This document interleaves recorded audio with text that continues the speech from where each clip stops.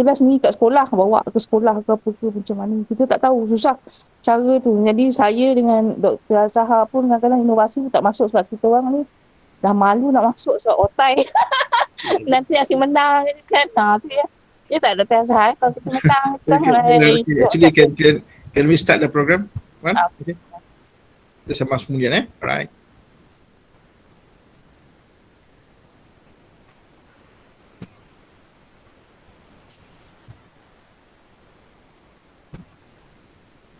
Okay, boleh ni ya. Mula-mula lah. Sila. Okay. Assalamualaikum dan selamat pagi kepada mereka yang menghadirkan diri pada program pagi ini. Kita ada program cakap-cakap cendawan So program hari ini bertajuk cakap-cakap cendawan berkaitan dengan hala tuju penanaman cendawan secara komersial yang akan disampaikan oleh Cik Fatiah. Tapi saya akan perkenalkan. Sebelum itu, kita akan memulakan majlis kita ini tanpa melengahkan masa. Saya akan memohon Dr. T.S. Azhar Muhammad untuk menyampaikan kata-kata aluan. Okey, terima kasih MC. Assalamualaikum warahmatullahi wabarakatuh kepada semua ahli-ahli PPCM dan juga kepada yang hadir di dalam program pada pagi ini. Terima kasih saya ucapkan kerana memberi sokongan kepada aktiviti yang dijalankan oleh pihak persatuan. Dan cakap-cakap cendawan ini merupakan suatu platform yang sangat-sangat bagus dan berguna untuk semua peringkat bagi mengetahui dan berkongsi pandangan dan pendapat. Sebab selepas program cakap-cakap cendawan ini akan diadakan sesi soal jawab dan pelbagai soalan yang boleh kita bincangkan. Jadi tanpa berlengah masa, saya serahkan kembali kepada MC kita dan selamat berwebinar dengan tajuk pagi ini ialah cakap-cakap cendawan, hala tuju penanaman cendawan secara komersial oleh Cik Fatiah. Saya serahkan kembali kepada MC. Terima kasih. Assalamualaikum warahmatullahi wabarakatuh.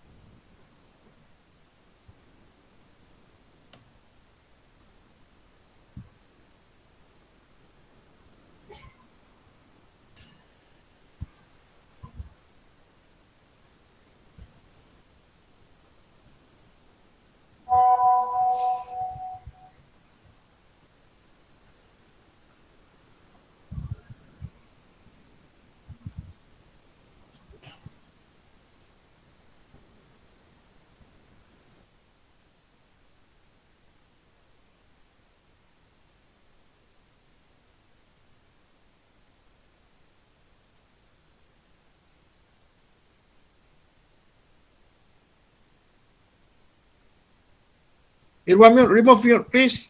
Mute. Maaf okay. Pertama kali saya ingin memohon maaf atas masalah teknikal yang berlaku sebentar tadi.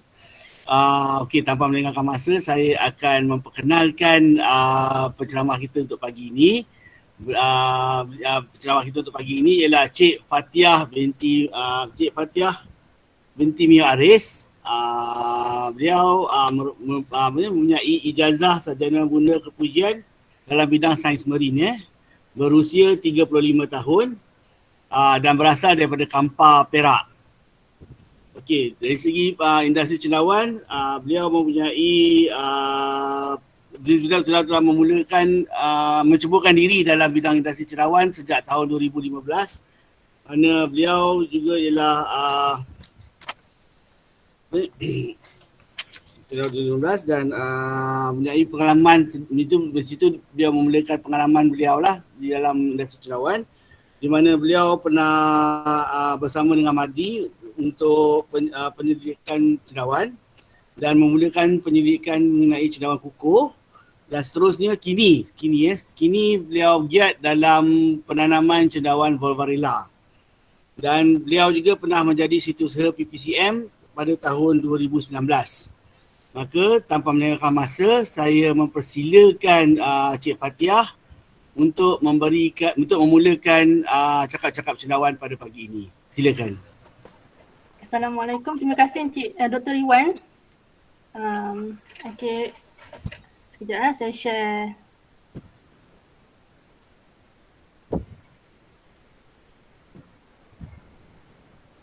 Dr. Iwan sebelah doktor. Bukan Encik.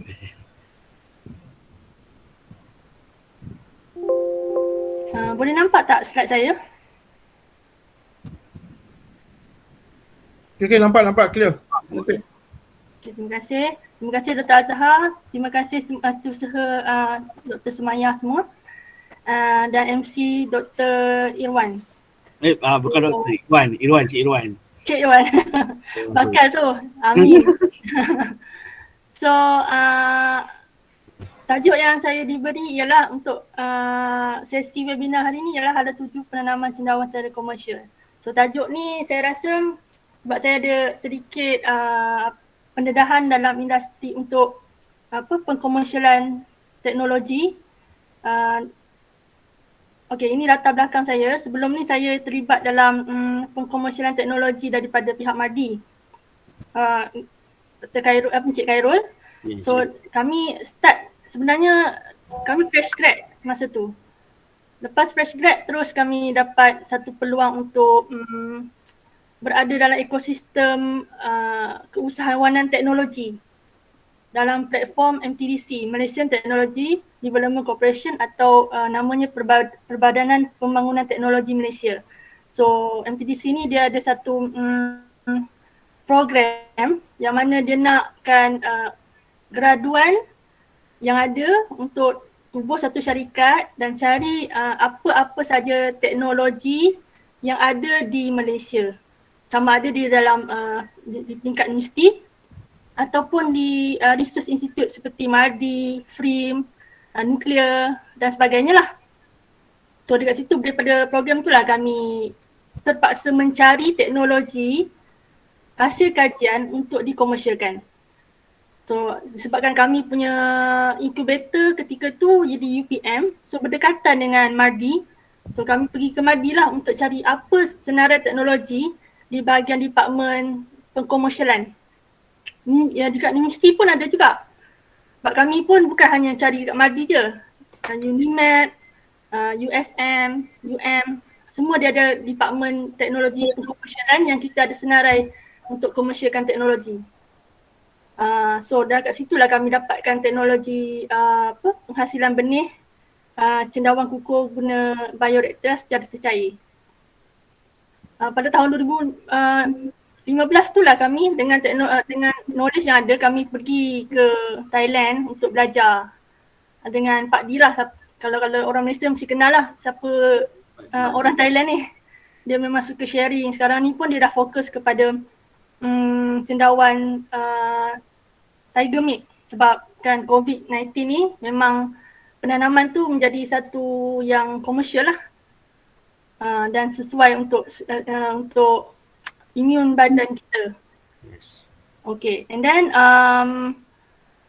dan selain tu saya pun ada jugalah masuk program-program sebagai macam cabaran inovasi inklusif pada 2019 untuk macam mana inovasi di peringkat bawah, di peringkat usahawan tu sendiri untuk kita naikkan apa dia. Contoh macam saya punya pertandingan hari tu saya masuk dengan Cik Azam untuk benih stick. Benih stick ni semua kalau ikutkan dah komersial dah dekat negara-negara China semua. Tapi dekat Malaysia kita belum lagi adopt benda-benda macam tu. Masih kira macam dari segi aplikasi tu kurang lah. Kita masih lagi stick pada grain punya. Sedangkan kalau kita guna media lain, dia akan eliminate banyak masalah lain seperti gangguan perosak tikus contohnya. And then ini kalau ikutkan tahniah lah sebabnya AJK terbaru ni dah luluskan nama persatuan yang nama baru dulu, Persatuan Penyelidikan Cendawan Malaysia, sekarang dah jadi Persatuan Penyelidik dan Pengusaha Cendawan Malaysia. So ini dalam pencarian tersebut, kalau kita nampak dah update dah dalam website ROS. Dan kalau kita tengok dalam Malaysia ni, yang aktif cuma ada 6 persatuan je. Yang lain tidak aktif. Itu pun keseluruhan kita ada cuma 13 saja. And then kalau dari segi koperasi, kita cuma ada 4 koperasi yang bergerak, tetapi saya rasa dekat Pahang saya rasa tak aktif dah. Dan koperasi Kulat Kelantan ni ada wakilnya dekat sini, Encik Asmi. Yeah. So sebelum kita masuk ke tajuk kita yang berkenaan dengan hala tuju penanaman cendawan secara komersial, kita kena faham dulu dasar kerajaan. Sebab dia akan selari dengan apa yang kerajaan agenda dia. Sebab kita dalam penanaman cendawan ni, dia melibatkan raw material. Kita bila melibatkan penanaman cendawan, raw material kita ialah semua agriculture waste, sebab plant based waste. Dasar agro makanan negara, kalau kita tengok dalam untuk cendawan, dia skopkan sebagai tanaman bernilai tinggi dan dimasukkan dalam sayuran. Dan agri komoditi ni kita kena faham sebab kita menggunakan pelbagai jenis waste, isu-isu yang berkaitan dengan masalah kekurangan habuk kayu getah, harga dan sebagainya. Sepatutnya kita sekarang ni bila kita nak ke arah komersialkan pertanian cendawan tu, bermakna kita kena pastikan kita secure dari segi raw material. Sepatutnya kita dah kena fleksibel, jangan mengharapkan habuk kayu getah sahaja. Sebab dulu masalah habuk kayu getah dulu tak ada isu sangat sebab dia pun free. Kita boleh dapat dalam harga yang murah bila meningkat. Tapi sekarang ni semua industri pun kita macam bersaing dengan bahan raw material yang sama. Even dekat tempat saya pun penghasilan production untuk lingkaran ubat nyamuk pun guna habuk kayu getah. So dari itu kita dah bersaing untuk menggunakan raw material sama. Padahal kita dari segi komoditi ni kita ada banyak raw material yang kita boleh guna pakai seperti contoh straw paddy, jerami padi, ataupun kita paling banyak kita tanam sawit. Sawit pun kita boleh guna. Even kalau dedak padi kita ada masalah, kita boleh guna dedak sawit. Selain daripada itu, kita boleh juga cari lain-lain raw material yang kita boleh guna pakai seperti nenas contohnya. Dekat Johor dah start dah si Saiful tu, Encik Saiful. And then dekat Perlis dah start dah tanaman kenaf tu untuk media tanaman cendawan kukuh juga. So dekat situ kita dah boleh dah fikirkan macam mana kita nak guna pakai raw material daripada industri-industri lain, pertanian lain. So selain itu juga kita kena selari dengan hala tuju Jabatan Pertanian. Ini antara yang kata bahan-bahan mentah yang kita boleh guna pakai untuk industri cendawan. Mungkin kalau syarikat yang dah besar, dia susah nak aplikasi, nak ubah raw material yang sedia ada kepada raw material yang lain-lain ni sebab diorang dah ada satu sistem ataupun orang kata mesin yang kita susah kalau ada perubahan susah nak adjust balik, dia melibatkan kos yang tinggi. Tapi kalau macam grower yang kecil ni, mereka boleh explore bahan-bahan mentah yang ni. Tetapi dia perlukan bantuan daripada pihak pengkaji universiti ataupun agensi untuk perkenalkan macam mana nak olah bahan-bahan tersebut untuk diguna pakai dalam industri cendawan. Kalau kita baca dalam jurnal pun banyak penggunaan sistem-sistem macam tembakau, nenas, kenaf semua ni semua boleh pakai dalam cendawan selagi mana ia plant based. Sebab cendawan ni dia punya penanamannya berdasarkan CN ratio. And then dia punya selulus dengan hemiselulus punya konten. Apa yang bersesuaian. Dekat situ kita boleh olah untuk penanaman cendawan tertentu tu. Macam saya bukan background akademik macam Dr. Azhar atau Prof. Vicky semua. Jadi kita tak aware, terdedah dengan pembacaan jurnal-jurnal publication. So bila macam saya dah orang macam kata marhin lah macam saya, bila dapat membaca benda tu dan faham apa publication yang pernah kajian daripada seluruh negara, jadi kita satu kitab lah, kita punya reference untuk explore bahan-bahan yang kita ada sendiri dekat sini. Contohnya macam saya dah fokus pada Bovarella. Kita faham Bovarella ni dia sukakan kapas. Kapas, susah nak cari kapas kat sini. Tambahan kalau katakan masa pandemik ni, nak dapatkan kapas nak kena import. So macam takkan kita bila kita ada masalah macam tu, kita kena stopkan production kita. Jadi kita kena cari satu bahan alternatif lain yang sesuai dengan keperluan CN ratio yang sesuai dengan keperluan selulus yang sesuai untuk penanaman tersebut berdasarkan hasil kajian jurnal yang telah dipublish di dalam carian internet semua. So ini antara salah kenapa cendawan sangat sesuai untuk berintegrasi dengan sektor pertanian agri komoditi yang lain. Sebab dia antara pertanian yang menggunakan waste dan menghasilkan waste untuk kegunaan pertanian tu kembali. So dekat situ dia panggil is circular apa? Lupa dah dia punya term. Maksudnya kita cycle balik segala raw material yang kita guna pakai. Dari segi bahan mentahnya dia ialah waste dan kita hasilkan waste tu untuk keperluan balik semula kepada pertanian tersebut. So kalau kita tengok hala 7 Jabatan Pertanian, dia akan melibatkan keselamatan, dia merangkumi keselamatan kecukupan makanan, security makanan, and then penggunaan pertanian 4.0. Maknanya kita gunakan teknologi robotik dan sebagainya.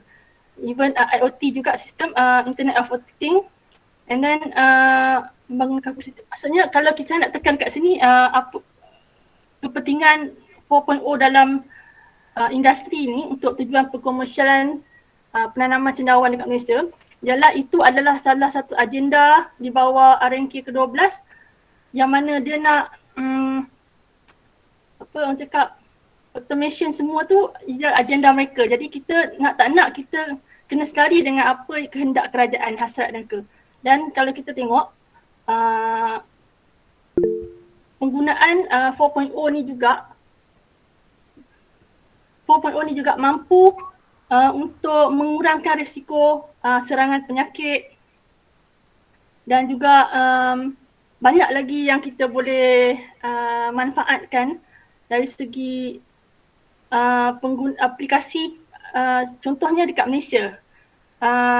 Kalau ikutkan kalkulat antara yang sedang menjalankan kerjasama dengan UiTM Penang dengan Dr. Hamid untuk macam mana nak mengawal kontrol mushroom house dengan tujuan bukan setakat kalkulat, ada juga beberapa kawasan lain seperti dekat Meru and then dekat Parit Bunta, Bowis mushroom. Dekat situ kita nampak ada signifikan untuk hasil yang berjaya dikeluarkan berbanding secara konvensional.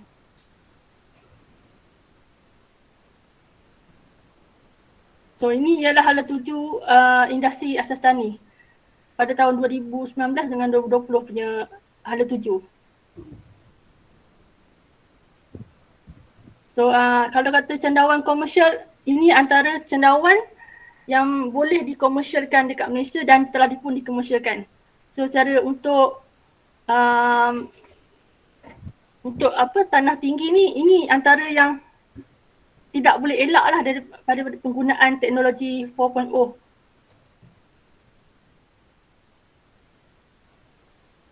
Ini cendawan-cendawan yang boleh dikomersialkan di Malaysia. So kejap penggunaan 4.0 tu penting sebab kita melibatkan perubahan cuaca luar jangka lah, suhu dunia yang semakin panas, iaitu meningkat antara 1.5 darjah Celsius ke 3 darjah Celsius menjelang 2030. So nak tak nak, walaupun mungkin ada yang tidak bersetuju kalau kita menggunakan teknologi 4.0 ni akan meningkatkan kos. Masalah ni mungkin melibatkan kos, terutama macam kebanyakan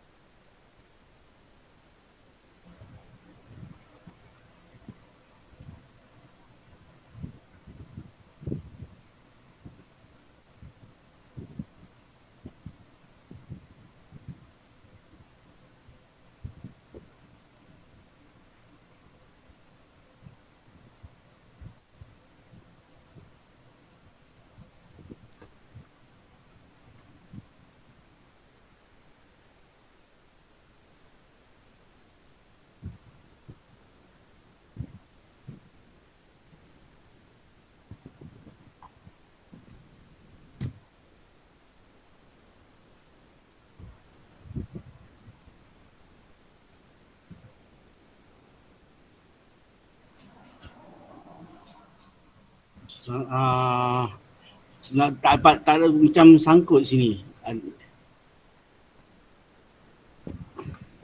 Ada masalah kot, Fatihah ada masalah kot. Ya, mungkin mungkin ada masalah teknikal sikit, biasa kita secara online kan. Jadi kita harap mohon bersabarlah untuk kita membetulkan keadaan.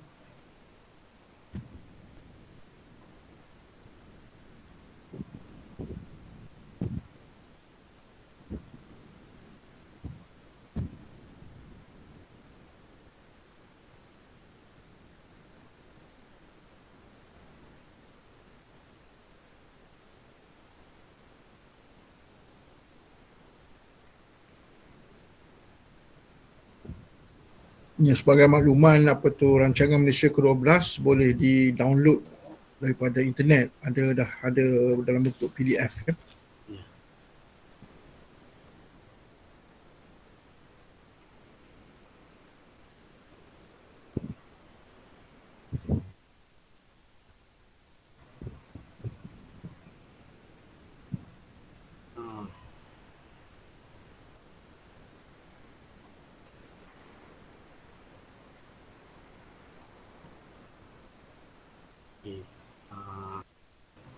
Jadi saya ingin maklumkanlah, sebarang pertanyaan boleh ditanyakan dalam ruangan message box sekiranya terdapat tu, atau kami akan mengadakan Q&A, sesi soal jawab selepas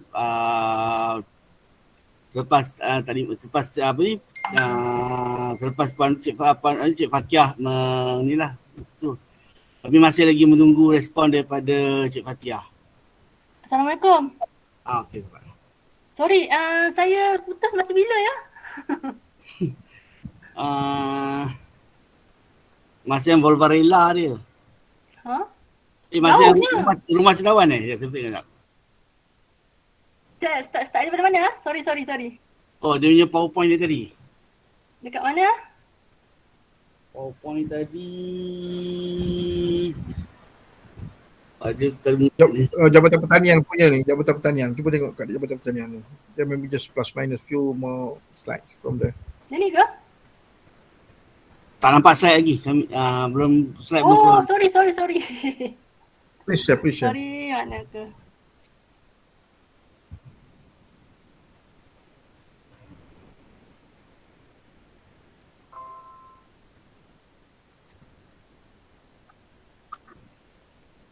Yang ni ke?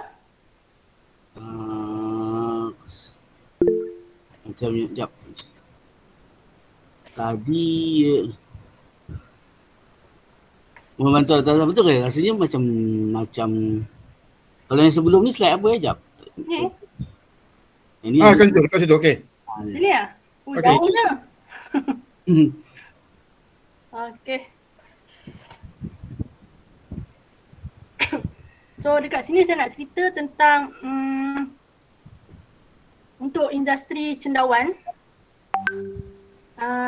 Yang bagus ni tentang cendawan ni, dia macam cakap macam mana? Dia berada di tengah-tengah dalam industri pertanian. Dia sepatutnya bila kata apa-apa industri pertanian, penanaman, mungkin ada macam tempat bersepadu.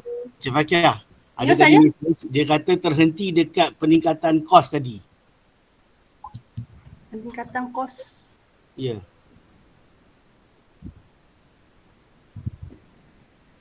Yang ni tadi ada, ni ada. Ni dah ada. Tadi ada cerita yang ni tadi. Tapi saya pun tak ingat masa dia terhenti tadi. Tapi cendawan di negeri tadi ada Cik Fakiah cerita tadilah. Oh, tapi slide ni dah masuk dah? Slide ni masa tu ada tadi. Dah. Ini pun sudah. Okey. Tadi tunggu ya. Fatia tadi cakap pasal penggunaan teknologi 4.0 untuk penanaman cendawan akan meningkatkan kos. Betul, okey. So slide betul hari ni. isu ni pun boleh saya continue? Okey, silakan. Okey. So isu ni memang ada didebatkan sebabnya majoriti petani khususnya untuk cendawan memang di kalangan B40. So untuk penggunaan aplikasi 4.0 ni ataupun sistem IoT memang susah untuk diguna pakai sebab mereka tak mampu. And then benda tu pun melibatkan kos. Contoh pemasangan cooling pad sebagainya. Saya rasa bila untuk kita mencapai hasrat kerajaan untuk aplikasi teknologi 4.0, contohnya kalau industri lain boleh penggunaan drone dan sebagainya. Kos itu sepatutnya kerajaan patut boleh fikirkan dari segi bantuan pemasangan peralatan tersebut lah. And then kalau boleh mungkin boleh dimasukkan dalam bentuk komuniti supaya kumpulan sasar tu dia lebih orang kata ramai lah, lebih ramai grower boleh utilize benda tu instead of individu tersebut. So nak kita kena juga penggunaan aplikasi tu walaupun dia mahal, tetapi dari segi cakap dunia yang sekarang ni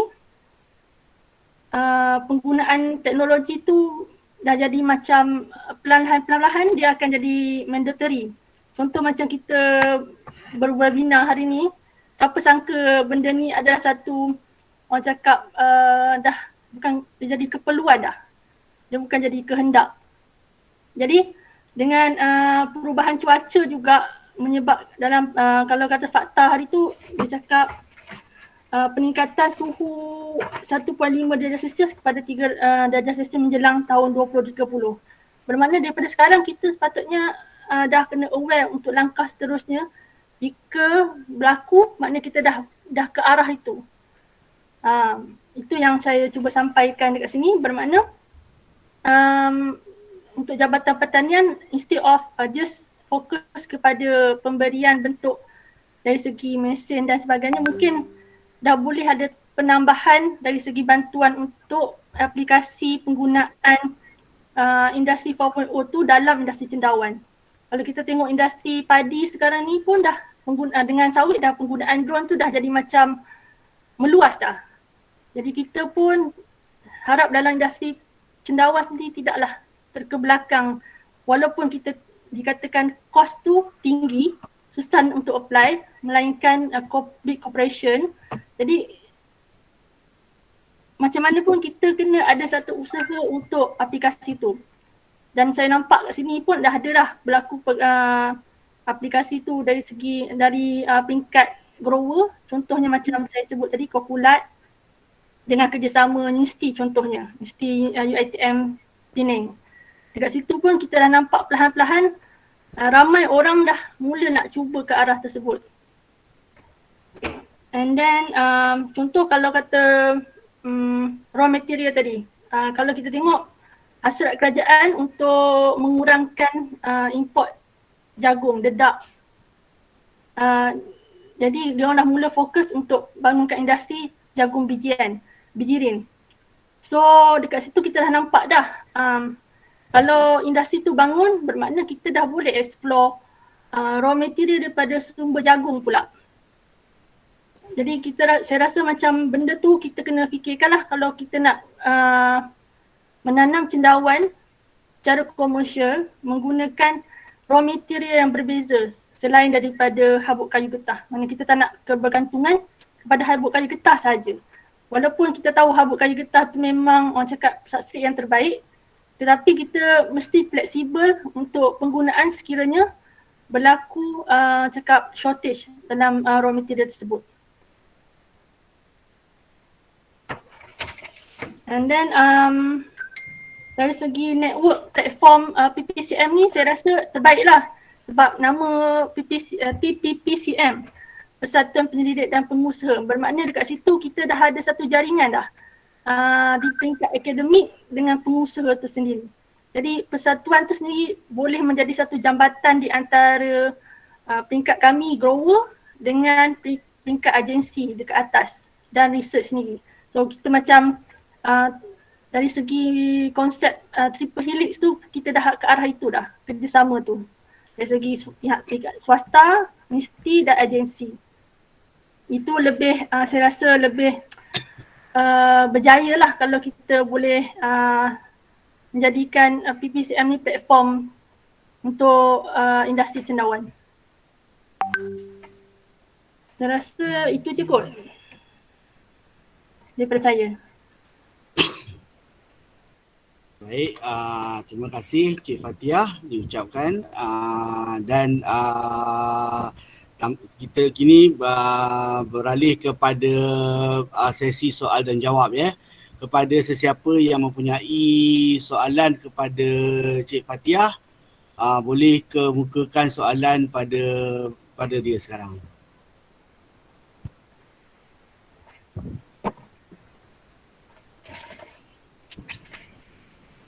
Okey, Cik Fatiah, saya nak tanya apakah impact pada skala besar kepada growers yang bukan berskala besar dalam aspek pengeluaran? Sebab tu saya pernah juga berbincang dengan beberapa orang. So sebenarnya memang ada impact. Sebabkan itulah saya rasa perlunya grower kecil ni dia bergerak dalam berkumpulan, berkelompok. Jadi dia boleh secure market tu dengan lebih baik lah instead of dia seorang-seorang. Sebab kalau dia kecil memang susah sikit. Tapi sebenarnya dari segi teknik pemasaran dia kena berbeza. Dia kalau kecil sebenarnya dia boleh jaga dari segi kualiti. And then dia boleh terus direct kepada dia boleh pilih terus macam contoh yang jual makanan panas ataupun restoran yang dapat yang orang cakap kedai dia laku. Jadi sebenarnya kita boleh terus direct je. Jangan ikut market yang sama dengan grower besar di pasar raya dan sebagainya. Jadi bagi saya lah, kalau yang kecil ni pentingnya dari segi berkooperasi.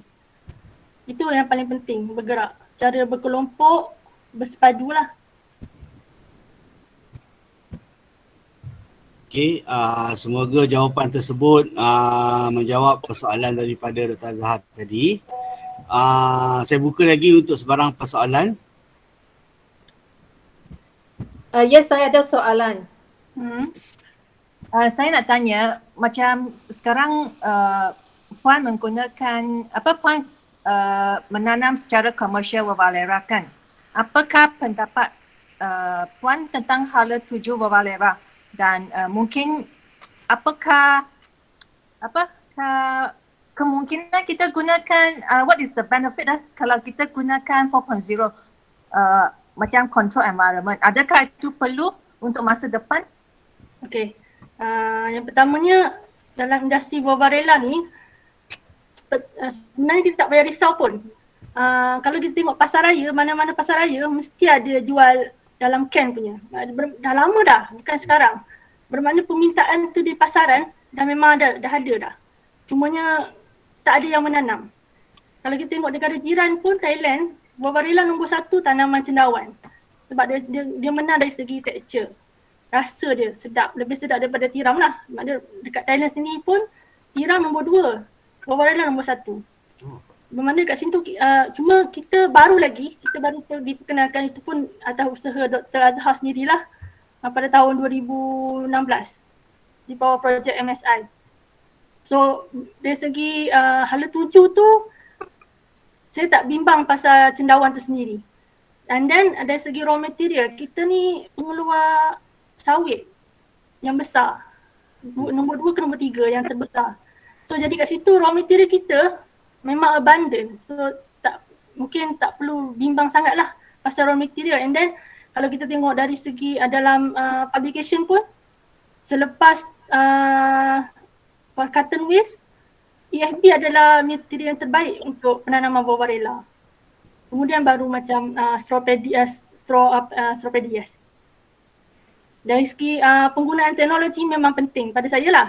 Sebabnya kalau kita buat batas, memang dia akan ada masalah kalau kita guna tempat yang sama. Kita kena berubah-ubah tempat yang lain. Kena biarkan dia berehat supaya nutrien tu dan penyakit tu hilang.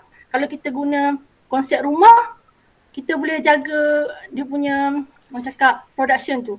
Kalau penggunaan sistem lagi terbaik sebab kita jaga dia, buah barela ni dia tak seperti tiram. Tiram dia mudah sikit, buah barela dia bermain dengan CO2, dengan temperature yang berbeza masa pemeraman dan puting dia lain. Jadi kalau ada penggunaan teknologi tu memang betul-betul dapat menjaga dia punya produktiviti tu. Memang akan ada signifikan berbeza dia punya hasil, yield. Harap saya menjawab. Terima kasih. Ya, tak penting juga. Ya, kurang penting. Okey, sekarang ni saya ada satu soalan juga. Bagaimana dengan sekarang ni kita tahu ada peningkatan dari segi harga pasaran, harga sayuran lah. Peningkatan harga sayur naik. Jadi saya nak tanya bagaimana trend berikut dengan komoditi cendawan lah. Ulang balik, macam mana trend?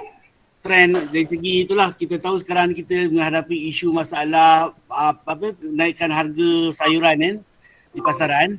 So kalau kita tu bagaimana dengan cendawan pula, komoditi cendawan dari segi kenaikan harga tu? Memang cendawan pun ada kenaikan. Semua tahu umum memang ada kenaikan. Contoh kalau kata penggunaan jerami sendiri pun ada, harga dia pun meningkat. Sebab saya baru beli dulu pun 60 jadi RM70 satu bil. And then raw material, habuk kayu pun meningkat, semua meningkat. Memang trend meningkat tu terkesan dengan semua industri. Cumanya kalau kita boleh secure semua raw material tu daripada bahan-bahan yang tidak sensitif pada kenaikan harga, sebenarnya kita dah self-sustain kalau kita buat macam tu. Sebab tu saya nampak concern tentang macam mana kita nak kawal keseluruhan chain dalam industri cendawan tu supaya tidak begitu bergantung pada peningkatan harga. Semua, masuk baja apa semua racun. Sebab kita tak risau sangat, kita memang tak pakai racun dalam penanaman cendawan. Cumanya benda ni domino effect. So bila berlaku kenaikan di satu industri tu, dia akan effect benda sendirilah.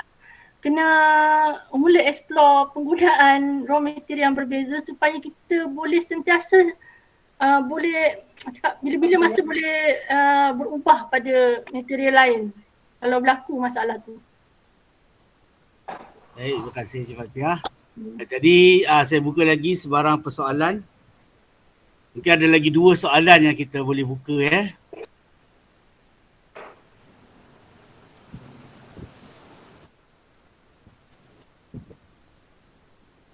pada ni lah, pada yang mereka yang hadir.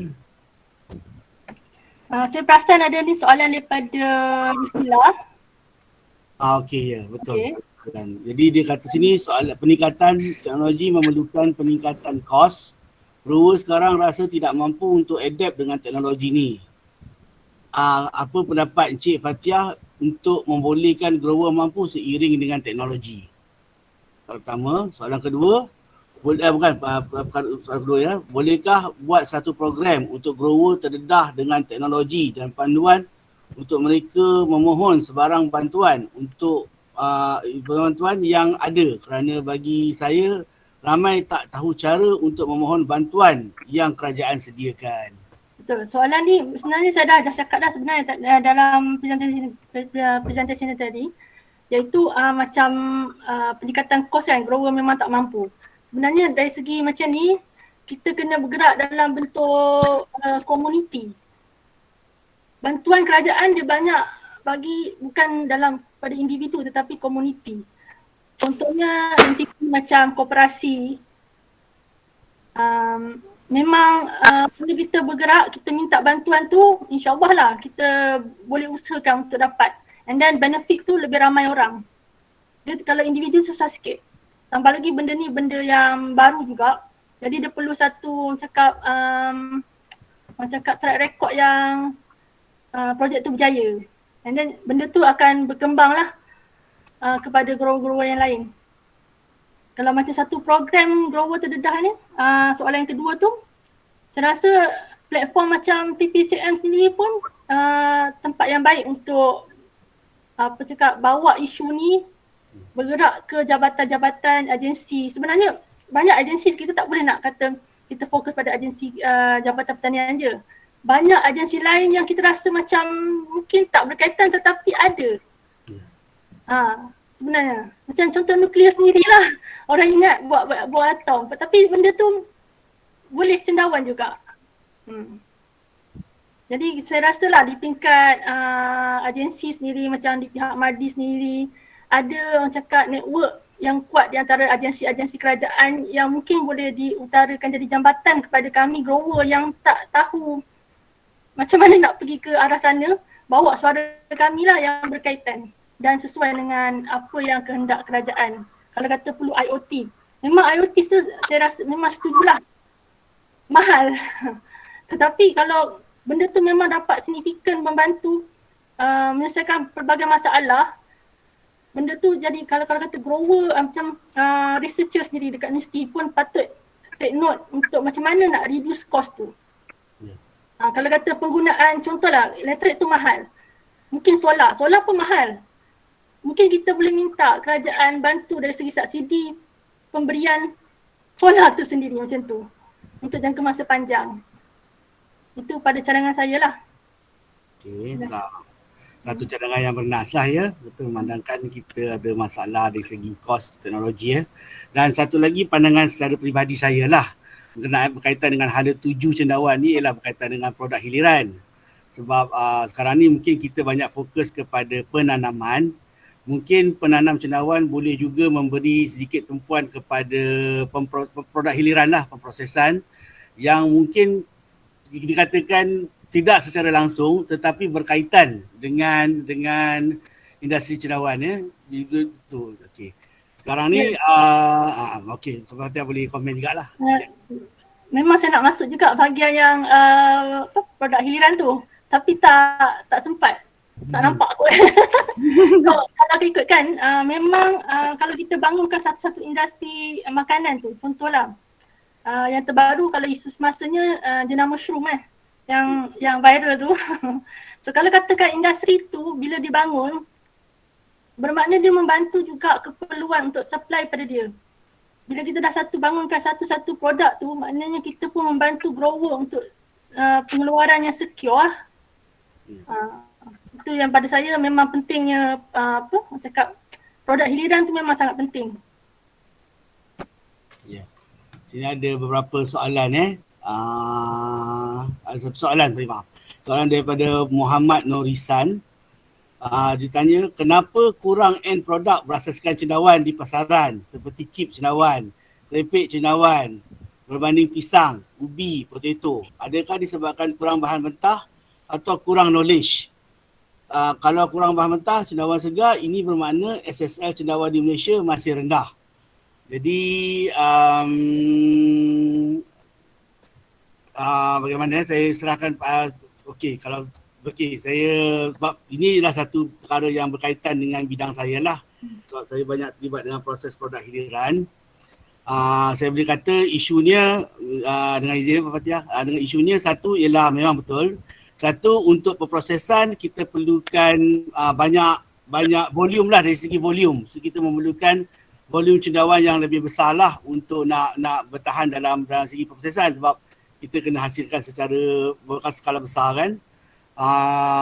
Masih kita boleh buat secara kecil, tapi dari segi untungnya tu tak begitu besar, tak begitu memuaskan lah. Nombor dua ialah dari segi pengetahuan tentang teknologi pemprosesan. Itu yang di sini izinkan saya menjawab soalan ni.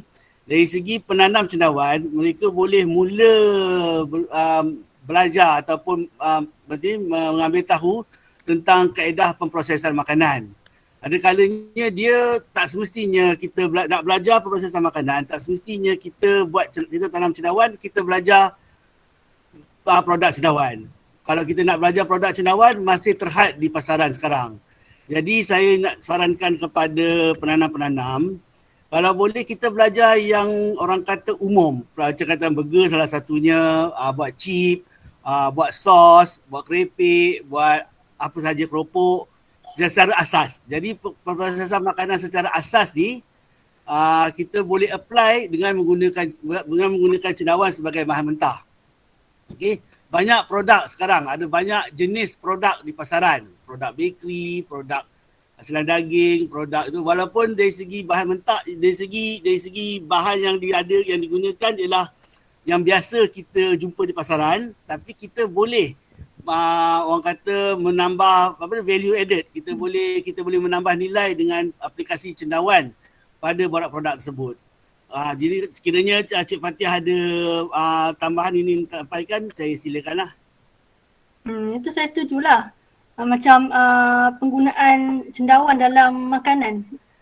Sebenarnya kita tak perlu pun nak menghasilkan satu produk baru. Kita just value add, masuk dalam curry puff, sedia yang memang produk orang yang dah well known. Burger, contohlah benda yang sebab saya pernah masuk untuk inovasi Maldi tahun 2017 ke 16. Burger cendawan, burger deal, apa lagi? Benda tu dia kata point dia ialah bila kita bagi macam orang cakap kita macam mana buat survey kan, dia kata bagusnya kita pilih makanan yang orang dah, kalau kita jual orang makan, kita tak perlu nak educate orang untuk try makanan yang baru, orang susah. Kalau burger tu kita letak tepi jalan, orang akan makan juga. Tak ada masalah isu tu. Kita cuma tambah je. Macam contoh kalau kita kata pisang goreng cheese, pisang goreng, macam-macam kita boleh olah benda tu. Jadi kita isu makanan tak ada masalah lah kalau kita just nak tambah cendawan dalam makanan tu sendiri. Ya, betul. Itulah. Tapi itulah saya ingin sampaikan jugalah, untuk katakan nak buat burger ke, nak buat sos ke, nak buat chip ke, perlu ada asas dari segi pengetahuan tentang teknologi pemprosesan.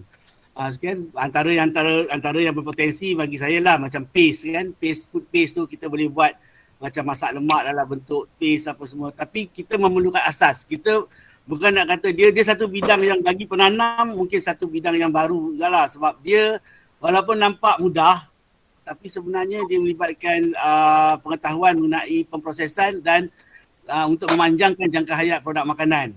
Okey, jadi dia ada akta makanan dan dia ada banyak perkara yang berkaitan. Jadi mungkin sebagai hala tuju saya boleh saran pada penanam cendawan untuk orang kata mengambil tahu tentang bidang pemprosesan lah, untuk menambah baik, untuk menambah nilai pasaran cendawan kita lah. Jadi saya buka sebarang persoalan sekiranya ada soalan lagi. Dan ini adalah Assalamualaikum. Ya, baik. Saya ingin bertanya kepada Puan Fatihah sendiri. Ada dua soalan kat sini.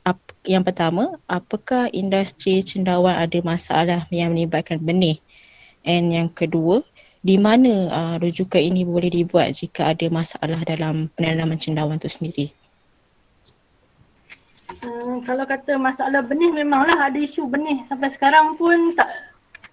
Pertama dari segi kualiti benih tu, kita tak ada cakap, itu yang diusahakan oleh PPCM untuk certkan siapa pengeluar benih yang qualified lah. Cumanya kalau kita pernah utarakan isu ni masa Pembengkel Pemantapan Cendawan pada tahun 2019 dengan Jabatan Pertanian semua. Isu ni memang dah diraiskan, tetapi tak ada satu jabatan yang ada untuk mengiktirafkan pengeluar benih tu. Jadi atas inisiatif PCM ni lah dia orang nak buat sendiri untuk cek untuk certified siapa pengeluar benih yang qualified. Isu benih tu memang sampai sekarang, sebab selagi sekarang pun kita masih lagi ada macam kat seluduk benih daripada Thailand. Itu sesuatu benda yang bukan kata cendawan je, pertanian lain pun sama je. And then rujukan masalah penanaman. Asalnya Jabatan Pertanian pun ada kan, Puan Kamsiah. Kalau ada isu apa-apa, boleh kita tanya. Kalau macam ada penyakit ke apa, kita hantar sampel kat biosecurity. Macam mana dah? Ya. Dia dalam apa tumbuhan ni sebenarnya kita dalam tanian sendiri kita ada bahagian-bahagian lah macam biosecurity. Fungsi dia untuk mengenal pastilah penyakit dan pemperosak yang menyerang tanaman kita. Macam cendawan pun kalau kata contoh ada penyakit-penyakit yang kita tak pernah tengok ataupun kita perlukan dia punya solution dia, macam mana cara rawatan apa semua, boleh bawa sampel. Maksudnya bongkar tu bawa pergi ke biosecurity yang berdekatan lah. Itu yang paling kira fungsi yang tak ramai orang tahulah sebenarnya. Terima kasih juga pada Puan Susanto. Jadi di sini ada dua lagi soalan dari message. Saya gabungkan dua-dua soalan ni dan boleh dijawab boleh Cik Fatihah nantilah Okey, soalan pertama ialah daripada Dr. Azhar Muhammad. Bila SSL masih rendah, maknanya peluang masih besar dalam industri cendawan. Yang ini mungkin perlukan sikit komen lah sebab ini. Yang kedua ni memang dalam bentuk soalan daripada Muhammad Norisan. Dia cuba kata ini bermakna tiada isu lambakan dan penurunan harga. Jadi soalannya ialah betul tak? Jadi mohon Cik Fatihah untuk menjawab soalan ni. Isu lambakan ni sebenarnya tak ada isu. Hanya berlaku pada musim hujan je. Bila biasanya grower kecil lah yang mana dia tak reti sebab pasaran dia hanya sebanyak itu je. Anda bila berlebihan dia tak tahu dah. Dia tak ada backup untuk tolak ke mana. Sepatutnya kalau bila dia dah berada dalam koperasi, dia dah boleh tolak kepada koperasi itu sendiri. Yeah. Berapa harga minimum yang dia nak ambil instead of just jual murah. And then kat sini penurunan harga. Dan harga tu berkaitan dengan lambakan tadilah. Bila dia tak tahu nak jual ke mana, dia tak nak tanggung risiko, dia kat situlah penurunan harga berlaku. Sebenarnya benda tu hanya bermusim je pada ketika cendawan keluar terlalu banyak masa musim hujan. Dia bukan selalu. Terima kasih tu dalam beberapa komen tadi. Dan ada lagi soalannya daripada Dr. Azhar. Dia kata isu lambakan tidak wujud tetapi isu pemasaran yang masih lemah dalam cendawan. Sebab itu pengeluaran cendawan kena ada backup dari aspek produk hiliran. So, izinkan saya menjawab soalan ni sebab ini agak berkaitan dengan saya. Jadi isu kalau dikatakan pengeluaran aspek produk hiliran, itulah di PPCM kita ada beberapa orang yang terlibat dengan produk hiliran lah. Seperti Dr. Rasita dan saya sendirilah. Jadi kalau kita kata untuk backup tu kami akan boleh inilah memberikan khidmat dari segi itulah sedikit bukan kata tu macam sedikit guideline untuk menghasilkan produk lah. Okey, dan soalan kedua ialah dikatakan oleh Puan Kamsiah Abu Said, katanya pemasaran terhad kena wujudkan pengkumpulan hasil di satu kawasan. Jadi soalan ni saya serahkan pada Cik Fatiah lah untuk ni. Sorry, ulang balik. Puan Kamsiah dia bukannya bentuk soalan, dia dalam bentuk komen ya. Dia kata pemasaran terhad kena wujudkan pengumpulan hasil di satu kawasan. Rasanya kalau Cik Fatiah tadi rasanya Cik Fatiah dah komen benda ni, tapi Boleh. kita dah komen dah benda ni. Tapi kalau Cik Fatiah ada komen tambahan, kita boleh lanjutkan sikit lah perkara ni. Dan saya teruskan juga dengan soalan nombor dua, sebab ia dengan pandangan daripada Dr. Azhar Muhammad. Dia kata sebab itu juga kita harus gabungkan pengeluaran segar dan produk-produk. Okey, yang ini pun tadi kita sudah komen dah ni beri pandangan tu. Dan daripada Dr. Azhar Muhammad sekali lagi, teknologi insya-Allah MADI boleh bantu. Ini mungkin lebih berkaitan dengan saya lah. Ya betul, sebab di MADI kita ada pusat penyelidikan teknologi makanan. Jadi kita memang terlibat dalam dan juga pusat bantau pusat orang kata usahawan untuk usahawan, pemindahan teknologi untuk usahawan. Jadi di situ kita orang boleh buat perkhidmatan dari segi memberikan khidmat nasihat tentang pemprosesan makanan lah. Mana tuan boleh nyatakan apa produk yang ingin dihasilkan dan kita orang boleh menerima nasihat. Selain daripada itu pula di PPCM, saya juga ahli PPCM, kita juga ada prosesan produk makanan juga kita boleh mendapatkan khidmat nasihat daripada pihak universiti. Dan di PPCM kita ada Dr. Rasita yang juga terlibat dalam bahagian produk pemprosesan makanan Okey. Jadi itu Kepada Dr. Lisa, terima kasih atas pencerahan, kami ucapkan sama-sama. Dan masa di jam saya ialah 10.59, maknanya kita sudah hampir di penghujung. Mungkinlah saya boleh buka untuk lagi satu soalan terakhir daripada peserta.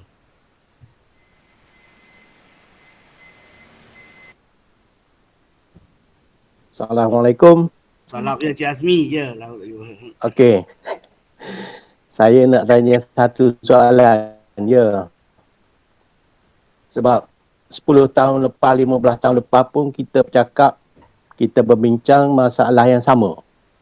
Saya rasa kalau 10 tahun lagi pun kalau kita adakan sesi macam ni, kita akan bincang masalah yang sama juga.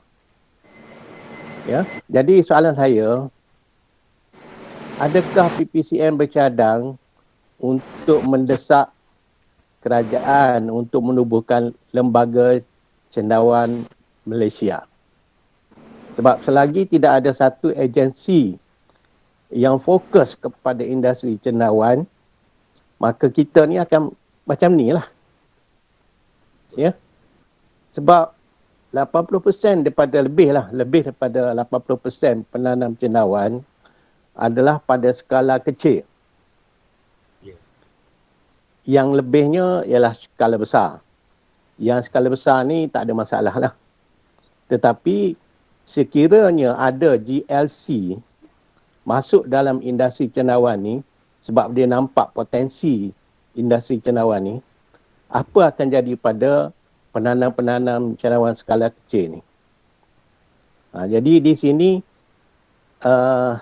pihak kerajaan mungkin belum terfikir lagi lah efek dia kepada penanam-penanam cendawan skala kecil. Kita nak menggalakkan industri cendawan ni secara komersial. Adakah bahan material yang ada sekarang ni mencukupi? Ya. Kita nak menggalakkan industri hiliran. Tetapi bekalan cendawan segar tak mencukupi. Okey, banyak perkara yang tidak dikoordinatkan, belum dikoordinasikan oleh satu agensi kerajaan yang khusus berkenaan dengan cendawan. Sekarang ni boleh katakan banyak agensi yang terlibat lah. Ini seumpama bagi saya cerita seekor gajah dengan 7 orang buta. Ya. Yang pegang belalai tu cakap gajah ni macam bulat panjang. Yang pegang ekor tu cakap macam tu. Jadi belum ada satu agensi kerajaan yang betul-betul fokus menceritakan berkenaan gajah yang betul satu ekor. Sekarang ni apa yang berlaku ialah dalam industri ni masing-masing cerita sendiri. Koperasi kami dengan cerita koperasi kami. Penanam lain dengan yang apa ni, yang nampak contoh, yang nampak boleh buat bisnes, buat masuk benih daripada Thailand, dia dengan bisnes dia. Tidak ada kawalan. Sehingga kan berlaku apa ni sekarang ni, benih tiram kelabu, prioritas sajo kaju dah tak ada. Sekarang ni benih apa kita tak tahu. Jadi berlakulah sekarang ni satu suasana yang tidak ada coordination.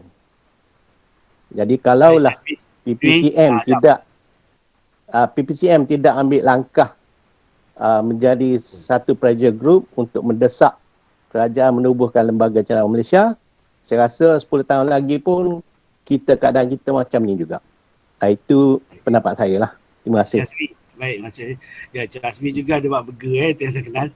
Okey, begini soalan ini terima kasih daripada Cik Azmi, soalan yang agak bernas dan ini merupakan soalan terakhir yang kami akan terima kali ini. Dan soalan ini saya serahkan kepada Dr. Azhar lah untuk menjawab soalan daripada Cik Azmi. Cik Azmi. Ya. Okey, sebenarnya memang PPCM kita akan jadikan suatu platform ke arah lembaga cendawan negara, kerana apa yang kami lihat sehingga sekarang pun dah lebih pada 10 tahun masih tidak ada penyelarasan ataupun coordination di antara penanam-penanam dan juga di antara pihak kerajaan ataupun badan-badan yang tertentu yang terlibat dalam pertanian. Jadi sekarang ni apa yang PPCM dapat lakukan ialah mewujudkan zon-zon di mana setiap zon tu akan memberi sokongan kepada badan induk PPCM itu sendiri.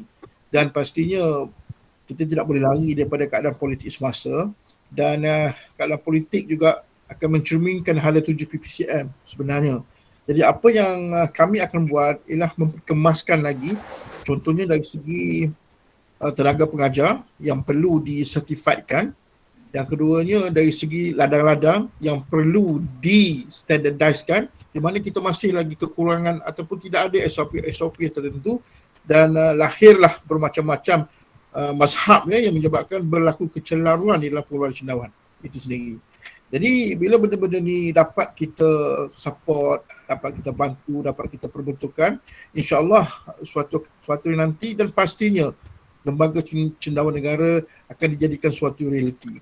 Dan insya-Allah sama-samalah kita membantu PPCM dalam merealisasikan apa yang dihasilkan oleh Cik Azmi dan juga mungkin daripada growers-growers lain. Kerana cendawan merupakan suatu komuniti yang amat baik dari segi aspek kesihatan, dari segi kosmetik dan juga dari segi perubatannya. Dan disebabkan oleh itu, sama-sama kita bergabung tenaga, sama-sama kita membantu, saling mempercayai antara satu sama lain dan berkongsi pengalaman dan juga ilmu yang kita ada, insya-Allah bersama dengan PPCM. Terima kasih. Okay, terima kasih daripada Dr. Azhar. Okey, soalan saya pasal tutup, tapi ada dua soalan yang kami kata tak sempat nak jawab lah kerana kita akan berakhir pada dia telah lebih sikit masa, dah 11:06 jam saya. Tapi bagaimanapun kami masih boleh respon pada soalan tersebut lah secara peribadi, secara private menu. Okey, dan saya menyokonglah soalan daripada Prof Vicky yang mengatakan PPCM boleh adakan cadangan ni Jadi kita ambil maklum cadangan yang diberikan oleh di sini ada daripada Cik Kamsiah dan juga Prof Vicky Niswari. Jadi dengan ini sebab dah masa dah sampai ni penghujungnya, saya menutup program Cakap-Cakap Cendawan dengan ucapan terima kasih kerana menghadiri program pagi ini. Baik, terima kasih. Okay, terima kasih semua. Assalamualaikum. Okey, terima kasih semua. Assalamualaikum warahmatullahi wabarakatuh.